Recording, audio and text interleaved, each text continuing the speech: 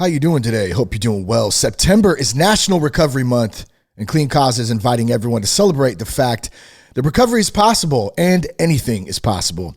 Grab a Clean Cause organic yerba mate, get your day going with 160 milligrams of better caffeine that won't cause the crashes, the jitters like coffee or other energy drinks might do. Here's the best part, and I always say this is why we partner with Clean Cause. It's not just because they have great drinks.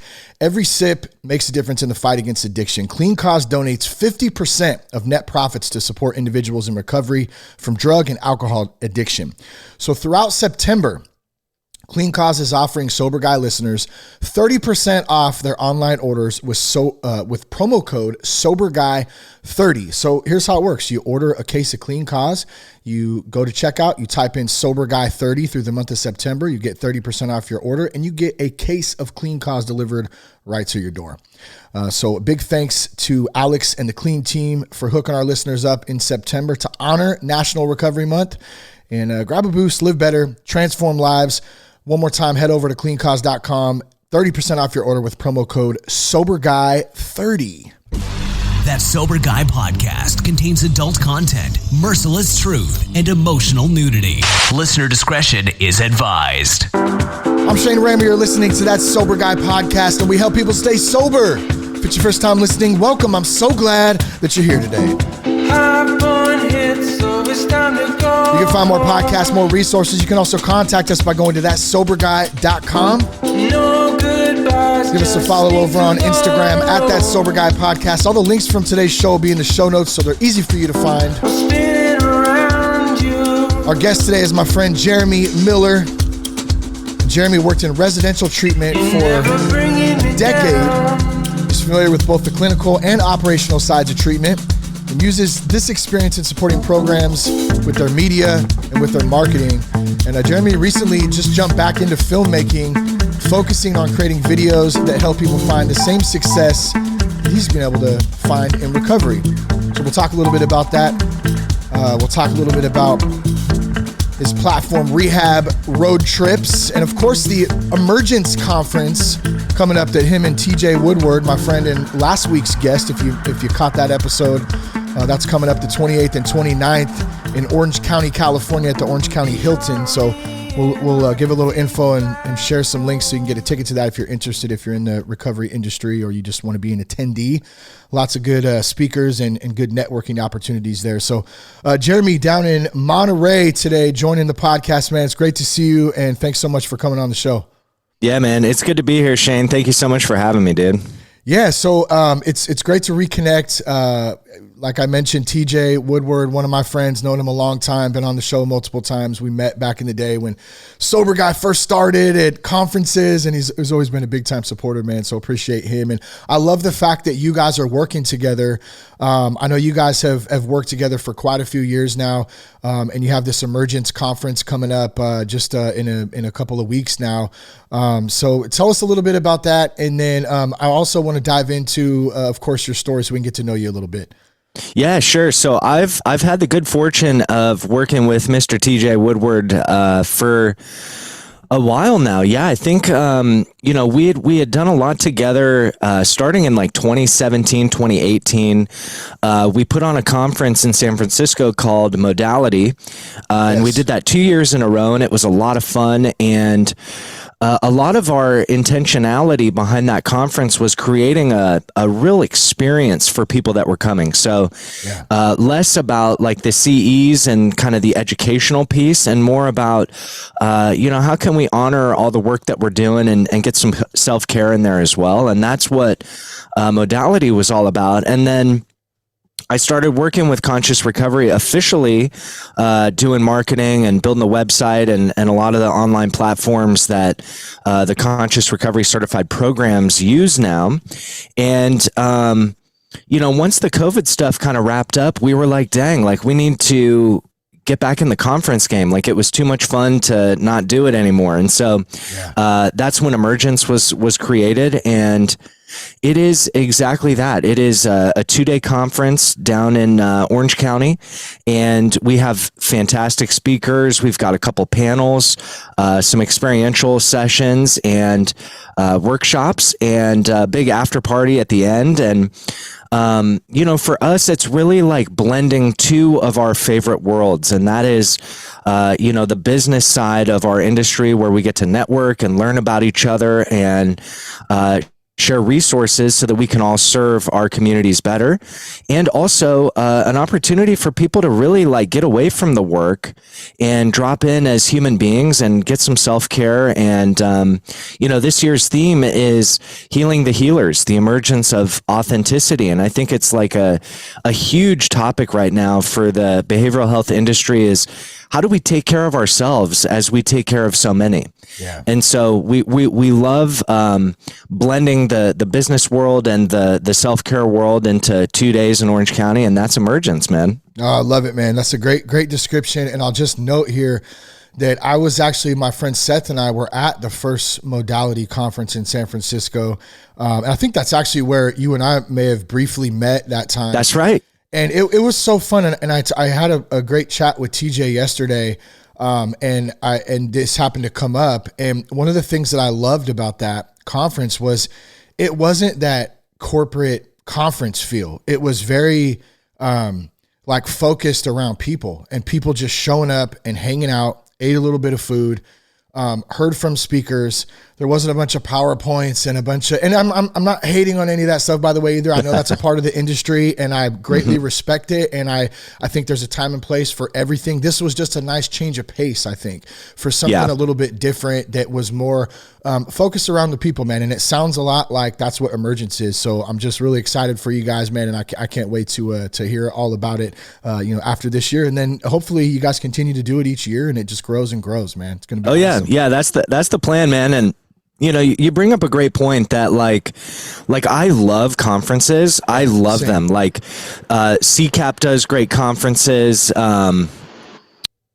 Oh, we have a little background. Hey, give me 1 sec here too. Yeah, I got a plane flying over me, dude. Oh, okay. Can you hear that? Recording in progress. Okay. I've been recording, but I forgot the video, but I have all the audio, so we're good to go. All good. Jump that in there. Sometimes I forget. But anyways, go ahead, man. Yeah. Yeah. So, I love conferences. I've always loved conferences. Like, I used to go to all the foundations conferences, the CCAP conferences. Like, I love going and getting my CEs and being in sessions and, hitting my notepad. Like I live for that. I really do. And I'm a people person, so I love networking and meeting new people. And, I think like where we came to this idea for Emergence was that like, we wanted one that was a little different. Yeah. Where it wasn't so focused on the intellect, but more on the connection and the experience itself. And so, I'm super excited for this year. We have amazing speakers, and it's actually my first keynote presentation. Oh, nice, man! Congrats. And so I'm a little nervous, to be honest. Like I'm like, dang, like I've never done like a keynote before,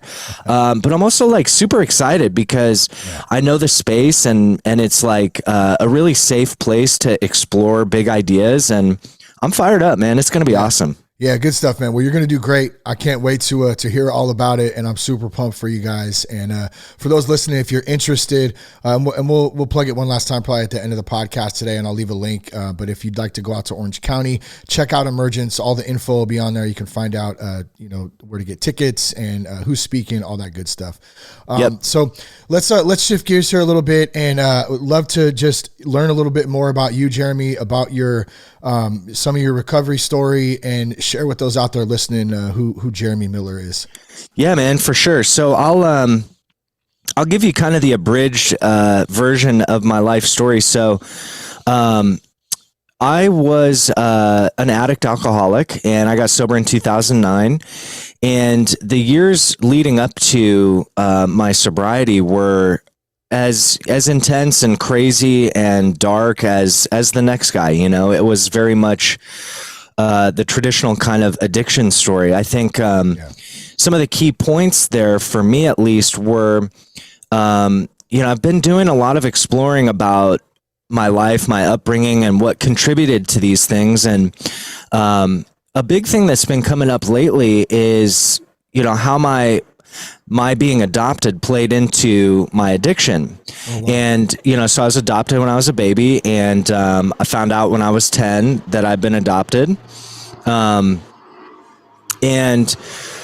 What was interesting was that, like, I noticed, I'm writing a book right now about all this, and I noticed that a huge recurring theme was this, like, sensation or this deep feeling that I was different or, like, I didn't fit in. I never really, like, felt like I belonged, and a lot of, like, what drove the emotionality behind my addiction was this, like, feeling that I was wrong or broken or something like that. And,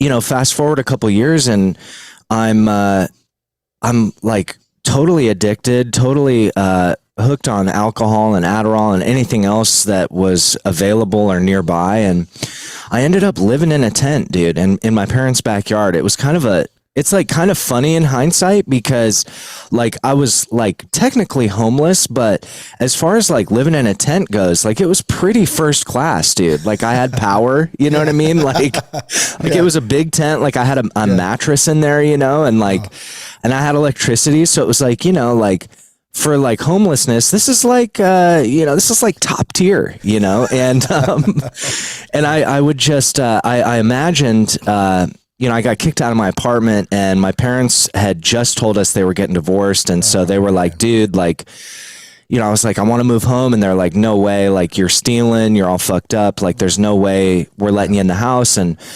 you know, my dad jokingly was like, well, you could always pitch a tent in the backyard. And I was like, dude, sounds good, you know, like, check you up and on that. So in my head, I was like, okay, I'll live out there for like a month, you know, get a job and get a new apartment. And, that was in July, of 2008. And I ended up living there until January 2009 when I ultimately went to treatment. Oh, wow. And, there was a real pivotal moment there where I had, a couple suicide attempts, a couple attempts at getting sober, and coincidentally, one night I was watching Iron Man, right? Like I had a Dell desktop in there, and like I'd watch movies and shit, dude. Like, yeah, you were living first class homeless, man. Yeah, like, dude, it was like, you know, like when I think about it, it's like, damn, that was super bad, but like, God, it could have been worse, you know, like, Sure. And so I'm watching Iron Man, and I'm such a movie guy. Like movies are for sure like my security blanket, you know, and I'm watching Iron Man and I'm starting to have like this realization that like, you know, Iron Man, Tony Stark, he ends up in this cave all by himself, like, and the ordinary world he was in of billionaire, genius, playboy, like all that was gone. His identity had been kind of stripped away from him. And in that absence, in the solitude, he kind of recognized like what his values were and wanted to, you know, obviously get out of that, come back and change. Right. And so I'm watching this and I'm like, dang, like, what if that's me? Like, what if this tent is my cave? What if like what's being called of me, what's being asked of me is to leave this world for a better one. And in that I will need to strip away this identity that I've been holding on to, you know?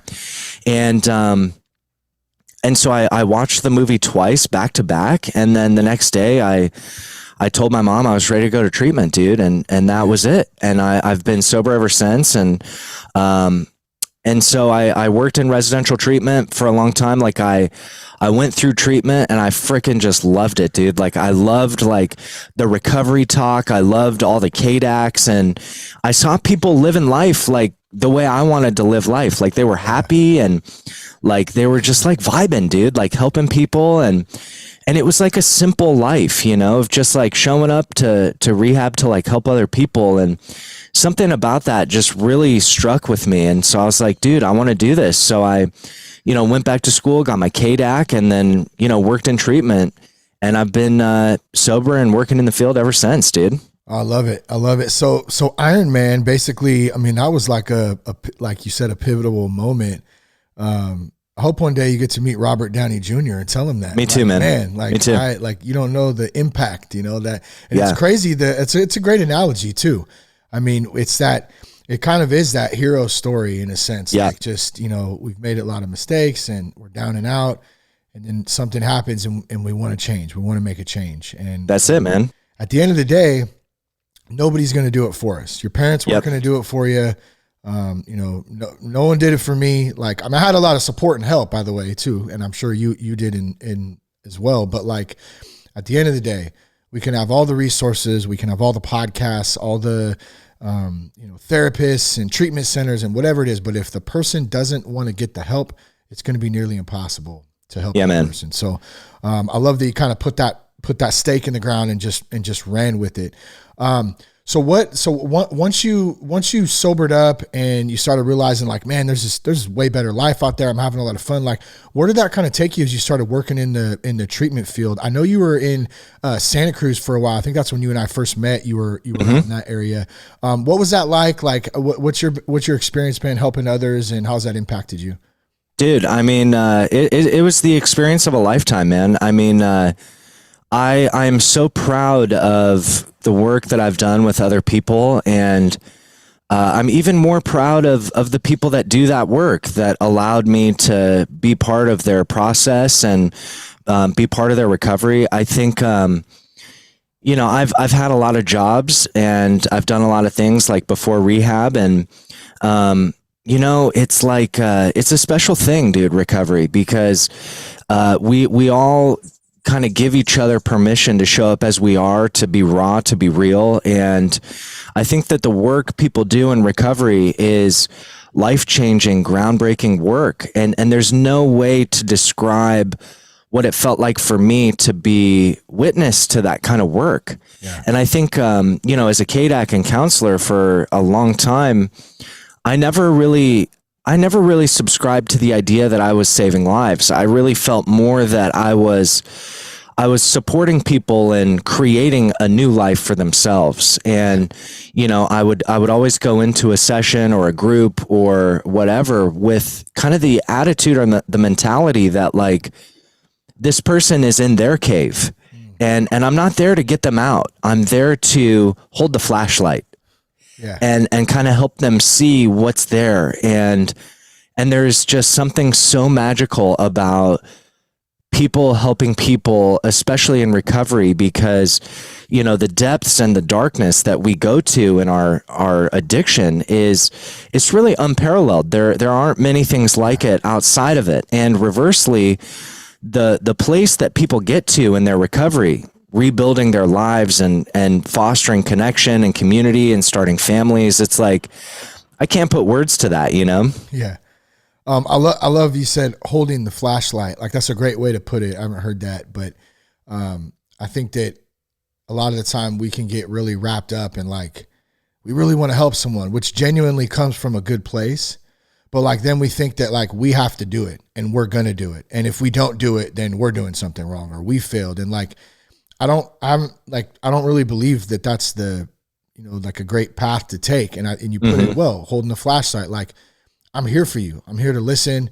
I'm here to guide you. If you have questions, I can help you, and I'll help guide you through the. I mean, it really goes back to what we were just saying. Like, if the person doesn't want the help, then, they're not going to, they're probably, their chances of success they're not going to really be great. So, like what are some of your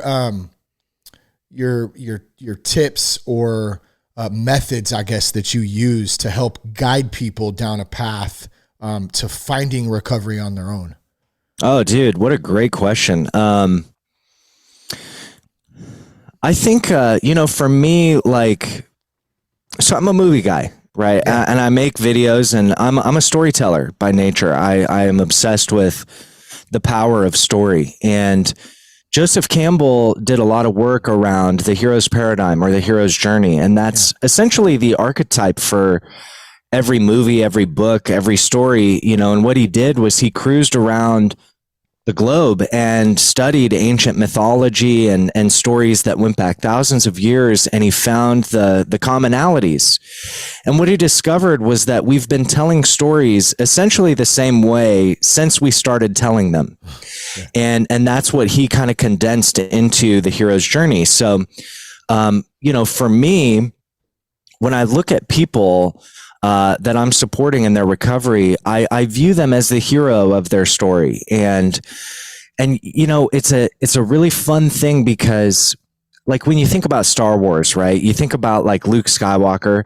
He didn't want to leave Tatooine with Obi-Wan to go save the princess, right? He wanted to stay on Tatooine where it was safe and comfortable. And like when you think about the Matrix, like Neo didn't want to go into the Matrix. He said, you know, fuck this. Like, I'm not doing that. That's crazy. Yeah. You're nuts. And there's these people, the heroes the mentors and the friends that kind of nudge the hero along to leave that ordinary world in favor of a better one. And of course it's terrifying. It's very scary because it's unfamiliar.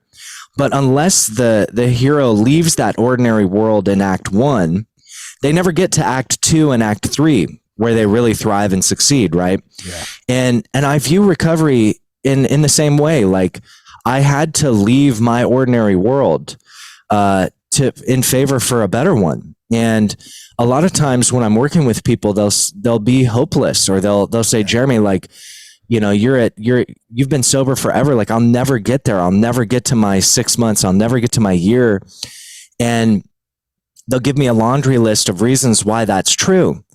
And I think for me, what I try and hold is that, like, listen, like, if the chips are down, if it feels like universal energy is pushing against you, if it feels like it can't be done, or you're at the end of at the end of your rope, or, you know, when there's no hope left, what I'll invite people to consider is that maybe they're just in act 1.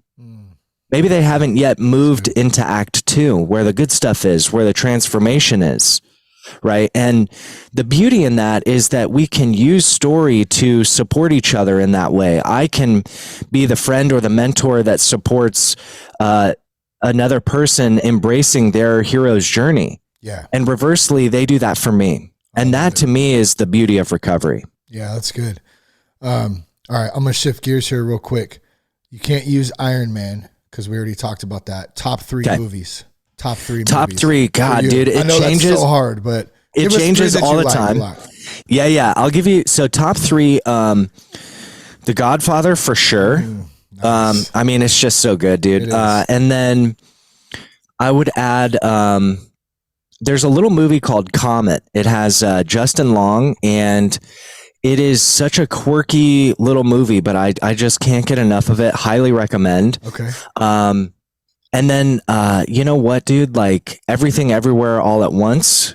That movie is just absolutely phenomenal. It is so unique and inventive. I'm currently obsessed with it. So highly recommend. What is it? Everything All at Once? Everywhere All at Once. Everything Everywhere All at Once. I don't think I've seen that. I'll have to check. Highly recommend, dude. It's crazy, but it's so good. Thoughts on one of my favorite movies, The Breakfast Club? Oh, dude, classic. Yeah, I love like all the John Hughes stuff in the late 80s. Like, dude, I mean, and talk about a hero's journey, right? Each of them are on their own, and you get to watch them all kind of collide at the same time. It's beautiful. Yeah, I love that. I'm a big fan of John Hughes too. We were just watching Uncle Buck like not too long ago, nice, dude. with the kids. Yeah, it's such a fun one. And then of course, Home Alone and all kinds of good ones. Yep. Tell us about media now. You're getting back into filmmaking, focusing more on recovery and recovery media. What's that looking like, and what's some of the work that you're doing? You know, during COVID, like my best friend and I had a podcast that we did for a while, and kind of just felt complete with that. And we were in the question of what's next. And I had a buddy of mine that had been addicted for a long time, and he reached out for help. He wanted to go to treatment, and it was like a huge deal, and so I was helping him with placement, and he said, "Hey dude, shoot me a video of what it's like in rehab." I said, "Oh dude, bet, I got you." So I go to YouTube and I type in "what's it like in rehab," and I couldn't find anything. Right. The only thing I saw were like ads and commercials, like the Passages Malibu, dude. You know what I mean? Yeah, like a lot of marketing. And it was just like brutal. Right. And I said, wow, like, why isn't there any media like representative of the magic of treatment and like the amazing people doing this work? Like, where's all that? It all just felt like a commercial to me. Yeah. And so I kind of went into the question like, dang, what would it be like if, we got some gear and traveled around and like filmed rehabs and filmed the people, like the employees and the workforce that's facilitating this recovery, and show people what like magic is taking place in these facilities, and like the power of recovery, you know, like so much of the media is fixated on the doom and gloom of addiction. And it's like, dude, like addicts know exactly how fucked up it is out there. We don't need to constantly remind them. We need to show them that like recovery is incredible. It's so much more than just like white knuckling, not using every day. It's like this incredible gift. And that became our company, Rehab Road Trips. So we're a full service media production company. And our job is, believe it or not, to just like go around to treatment centers and make them better videos. And our goal is that if we showcase the amazing people at these facilities, the amazing therapists and counselors doing this incredible work, it'll make it easier to pick up the phone and say, I need help. You know, like every time we shoot a video, the question I have in my head is, will this make it easier for someone to say yes to recovery? And that's the filter we put all our work through. And we've been doing it for a couple of years and having a blast, man. Yeah, I love the take on how you frame it up a little different, because it does, like, when you think of rehab or when people talk about it, or even recovery at that, there's still a negative connotation, I think, that comes a lot with it, because people automatically think of like the negative sides of it, and which is easy to do. I mean, I get it, but like we don't focus enough on the other side of that. Like, dude, the life's amazing. Like, I don't need a substance to alter my state of reality and numb me out to feeling to exist. Like, I can exist here 100% authentic me. It doesn't mean it's going to be perfect. There's going to be ups and downs, but guess what? Like, through my like process, I'm learning how to deal with those ups and downs in a healthy manner versus like, you know, going out and getting high or using alcohol to numb out from it. That's right. And so you guys are actually going in, like, what can you take, I'm interested in this. I love this. So like, take me through like a day, like producing or filming for like one day. What are you guys doing in the treatment center? Yeah, for sure. So like, let's see, who should I use? So we did a huge project with Heartwood Detox up here in San Rafael and Novato. They're an incredible detox. I love those guys. And so they hired us to, make their videos. And so what we do is we learn a lot about the brand. So I talk to Jesse, he's the owner, and Mike, who's kind of the co-founder, and we get a feel for who they are, what Heartwood Detox is, and then we'll write like a shot list. And we essentially like drive up for a couple of days and we do like a video tour of the facility that feels kind of like MTV Cribs, you know. It's like we're walking through, they're showing us what's in the fridge and like, you know, what kind of food everyone's eating. And we film it because you can't fake it. Right? Like all these treatment centers have like the most doctored photoshopped pictures. And it's like, we know, we can tell when it's fake, a bunch of stock images. Yeah, dude. And it's like, and then people get to treatment and they're like, dude, this isn't what it looked like on the website, And so when we film it, like you can't fake it. Like this is what it is, and we do that very intentionally. We want it to be authentic because authenticity wins every time, dude. And so we'll film a tour and then we'll sit everybody down and we'll do like a roundtable interview, almost like a podcast, just asking questions and getting to know the team. And then we usually stay for lunch and eat and talk about the food and how good it is or how maybe not good it is.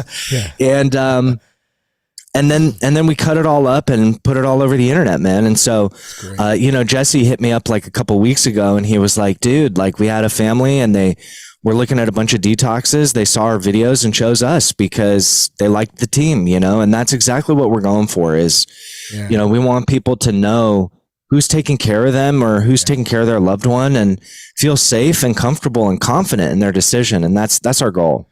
Yeah, that's so big, man. When you're able to introduce and get to know the team who is going to be taking care of the person that you love going in. That's a scary thing. I mean, I've been through it. Like you don't know where you're going. You've never been there. You're going to be away from your family and friends for 30, 60, 90, who knows how long, at least normally one of those kind of time frames. But, and if you can kind of see who the people are, what the facility looks like, it's definitely going to ease some of those nerves, I feel like, and make you feel a little bit comfortable. So It's really cool. You can follow you guys at Rehab Road Trips, right?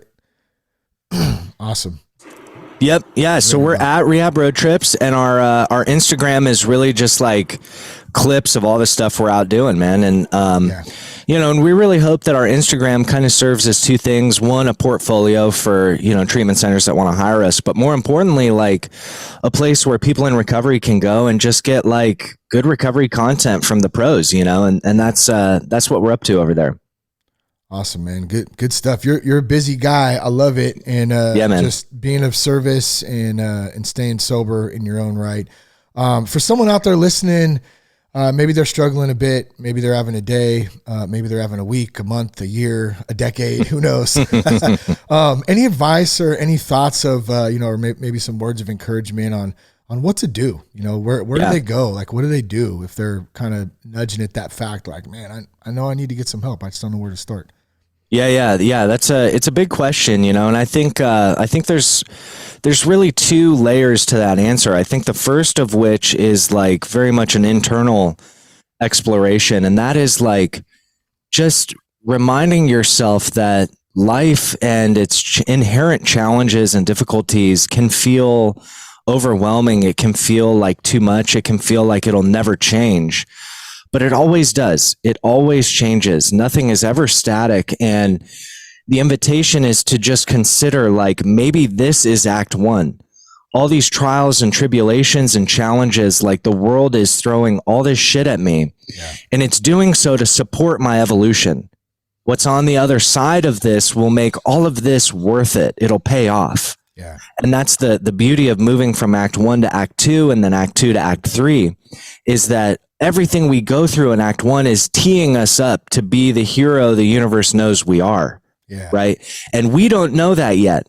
And that's the beauty of it, is that we don't know that we're that hero, but the universe or God or whatever it is does know. So that's kind of the first layer. The second layer, deep, much more tangibly, is like, lean on community. These things grow in the silence, they grow in the shadows. And so as scary as it may be, as hard as it may be, lean on a friend, lean on a mentor, and get some support and allow yourself to be seen, and the magic will follow. One of the things I like to encourage guys to do, when we're young, we have things that are fun. We're kids. We have that childlike spirit. We're connected to God. We're free. We're really free. When we get older, we get jobs, we get married, we have kids, we have careers, go down the list of different things. Everyone's situation may be a little different, obviously, but we become adults, in other words. And a lot of times we forget what we used to be, who we used to be, what used to make us genuinely joyful. And so, like, for an example, for me, like, I picked up surfing for the first time at 38 years old. I just was like, I've always wanted to do this. We were down in Huntington Beach for a while, and I'm just going after it. I'm absolutely terrible at it. Okay. I don't care. I'm out there in the water and I feel completely free. And I feel the same way. My son and I and a neighbor friend of ours and his boy, we went on a nice bike ride last night, a little evening ride. And we were talking about that, like as simple as riding a bike. I just feel like a kid again. I feel like me. Yep. I feel totally free. I can just let go. And so I just kind of wanted to hear your take on that. And then if there's anything that you enjoy to do, yourself, and then, would you encourage others to kind of look into that a little bit?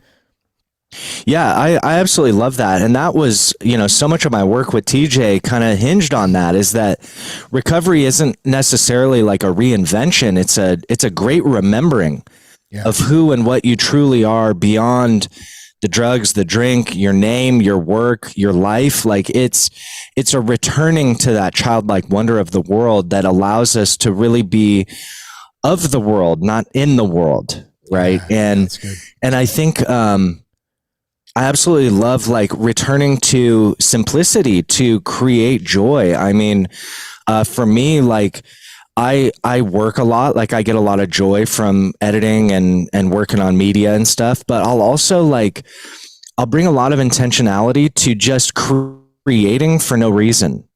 So I'm a very creative person. Creativity is like my juice. It's my energy. And And so what I've been doing the last couple of years is like really just creating for the fuck of it, you know, like there's no goal, there's no marketing, there's no intention. It's just let me channel whatever the universe is offering and put it into the world. And if people like it, cool. If they don't, whatever. Yeah. And that's been really good for me. Yeah, that's good. Yeah. Creativeness, that creative outlet is I don't know, for me, it sounds like for you too, it just makes me kind of feel alive. Like exactly. I'm a musician, and when I got sober, I basically stopped like doing music because I had associated it with partying so much. And so like for the first 6 months, I literally, obviously I was going through a lot of stuff, had gone to rehab, had got sober, and that was a whole life change too. But the creative side of me felt dead. And I literally felt like my spirit was dead inside. It was terrible. And I couldn't figure it out at the time. And then as I started to kind of go along, I was like, wait a minute, like I'm an artist. Like I love to create, I love to write, I love to play music. And so that's actually what kind of led me into podcasting, thankfully, because it kind of helped to bridge that gap. And then that's just taken on a whole career and life of its own. But it really did make me realize how much of creative people we are as humans, man. And if you're into create, doesn't that, you could be building something. Maybe you're a carpenter, maybe you're a writer. I mean, there's so many it doesn't just mean being like an artist, like drawing or a musician. Like there's so many different facets of it. And when we tap into that and you find something you're really passionate about, man, I'm telling you, the sky's the limit. Like you could literally do anything, and that spirit comes alive, that connection to something higher comes alive, and boom, man, you're off and running, and you'll be given a huge double middle finger to alcohol and drugs and leaving that shit in the dust, man. So no, I love that, dude. That's beautifully said. I agree 100%. Yeah. So we just got a couple minutes left, man, before we wrap up. Anything you want to end with today? Any words of encouragement? I know we talked about Emergence coming up. So once again, we'll leave all the info and details in the show notes for that. Super pumped for you and TJ and the team behind that. Thank you. Yeah. Anything else you want to leave us before we close out? Yeah, I'd say, if you are a creative and you're blocked up, like Shane was describing, the reminder here is that it's not gone. It's just hibernating. It's just hibernating, and the antenna that you have plugged into the universe, they're still there. It's coming, and I think that's important for people to hold. Otherwise, I would love to see you at Emergence, whether you're in the field or just in recovery. Like, come hang out with us. It's going to be awesome. So you can find that at consciousrecovery.com/emergence. Otherwise, I'm Jeremy at Rehab Road Trips, all one word on Instagram. And Shane, I'm just super grateful to be here, man, and appreciate you having me on, dude. This was awesome. Yeah, thanks so much for coming on, and thanks, for all the work that you are doing out there, and just keep it up, man. You're doing a great job, and it's really great to have you on the podcast today, man. Appreciate it. Thank you. If there's anything I can help with, feel free to reach out. You can find all our contact info, more podcast resources at thatsoberguy.com. I hope some spoke to you today. Share the podcast with a friend. Connect with us on Instagram at That Sober Guy Podcast. Peace, love, and respect. Keep your blood clean. You're the